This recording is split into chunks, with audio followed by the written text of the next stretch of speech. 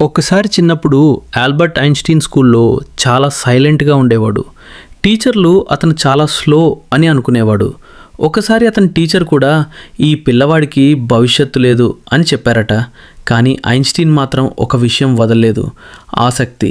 అతను ప్రతి చిన్న విషయం గురించి ప్రశ్నలు అడిగేవాడు. ఎందుకు, ఎలా, ఎందుకు ఇలా జరుగుతుంది, ఒక చిన్న కంపాస్ సూది ఎందుకు ఒకే దిశలో చూపిస్తుందో తెలుసుకోవాలని అతను ఆశ్చర్యపోయాడు. ఆ చిన్న సందేహమే అతన్ని ప్రపంచంలోనే గొప్ప శాస్త్రవేత్తగా మార్చింది. తర్వాత అతనే ప్రపంచానికి ప్రసిద్ధమైన థియరీ ఆఫ్ రిలేటివిటీ ఇచ్చాడు. ప్రపంచం మొత్తం అతని తెలివిని గౌరవించింది. ఈ కథ మనకు చెప్పేది ఏమిటంటే, ఎవరైనా నిన్ను తక్కువ అంచనా వేసినా నీవు నీ మీద నమ్మకం కోల్పోకూడదు.